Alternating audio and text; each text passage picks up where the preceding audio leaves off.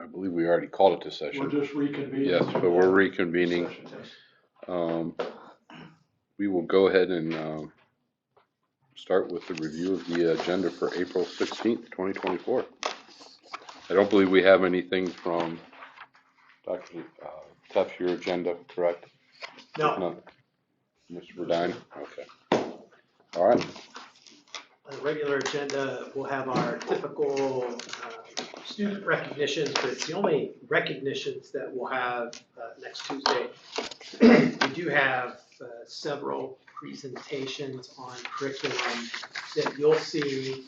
Hang on to that, because you'll see that in a first reading later in the agenda. So it's predominantly science and social studies at Bath and ELA at the high school. So you'll see Mrs. Roach will be bringing some Bath teachers with her, and she'll bring Mrs. Pine and Ms. Hanum from the high school. You'll get two presentations, again, on the curriculum that you're going to see later in the agenda. Mr. Burdine? Nothing unusual, just a standard 4. That's it.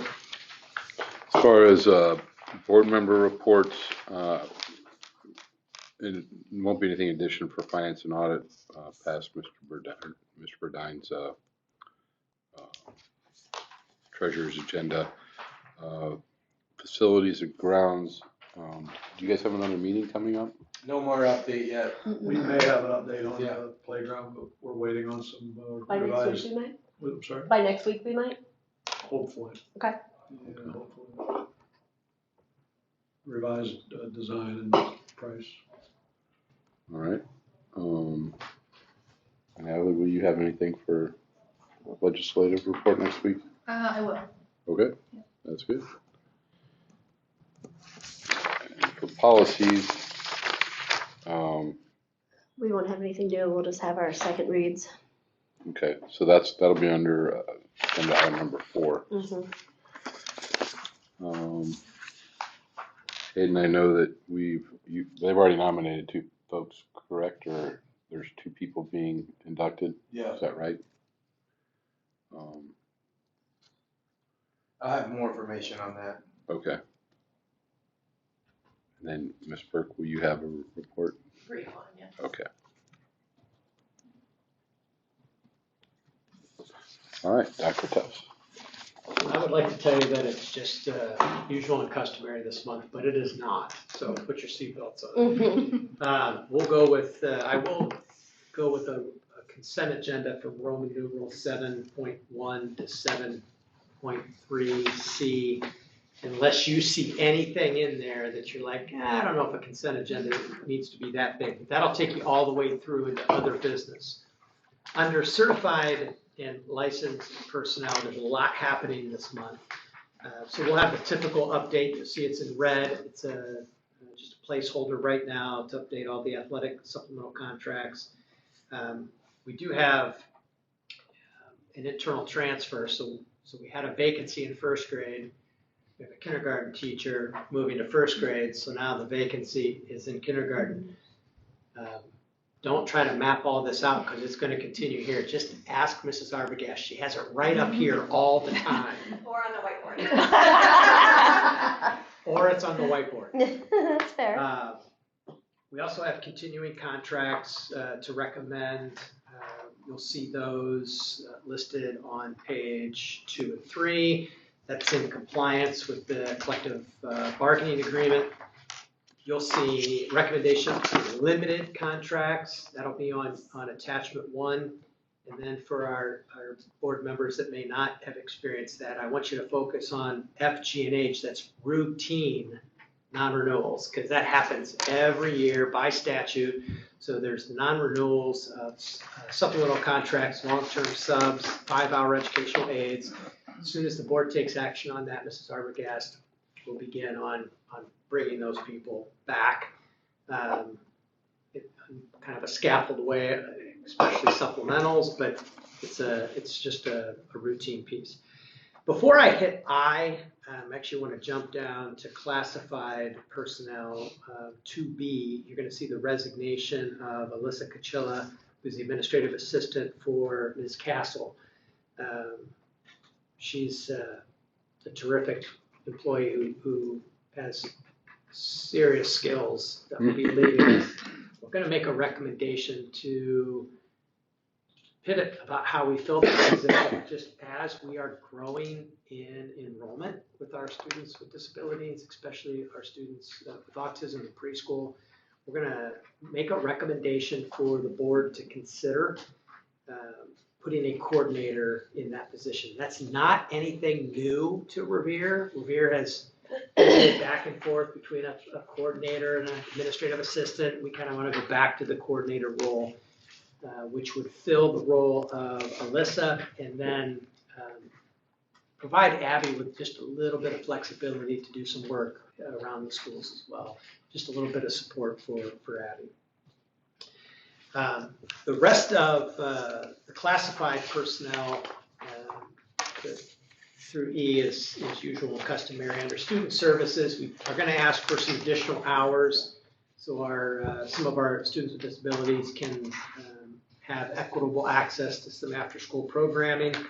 And then you have been seeing contracts now with TES, Total Education Solutions, and Dr. Carlin. These are for students on an IEP that we're going to recommend those contracts. You'll see those in attachment S1 and S2.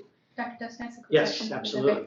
On 2C, that second name, that's a student, is that right? Those are both students. They are, okay. I didn't know if that was, I just was curious, that's No, one is a student. the second one, right? Yes. I think the second one is food service instead of custodian. Is that typical to hire students? Food service? That's food service. Yeah, it should be food service. Good catch. On the second one. We hire students regularly for paint crew and auditorium crew. But we do not often hire them as subs for other employees in Revere. I've done that in other districts. But it's not been a regular practice here in my 7 years. I think the key there is sub. If it was a regular position, but as a sub, Yeah. We'll see how that works out. And we'll follow all the laws that apply with the ages of the respective students in terms of hours they can work, equipment they can utilize. I haven't talked to Mike about Derek, but I did talk with Aaron about Josh and what we can and cannot have him do. Great question. Thank you. In other business, you'll have, as has already been stated, we'll have the second and final reading for those 3 policies. In attachment OB2, we'll be bringing student fee schedules for 24, 25. And then, as I said about the presentations that you'll have at the front end of the meeting, this is where you're going to see a first reading. No action, but you're going to see a first reading on science at BAP. If you go over to page 5, you're going to get a first reading on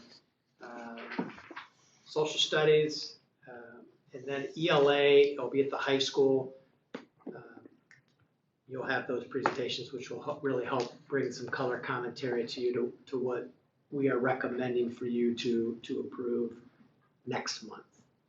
And I do have one senior rule student to bring that is family is moving out of the district, but student is a senior and we allow them to finish out their senior year. That's all I have. Mr. Mayor. Okay.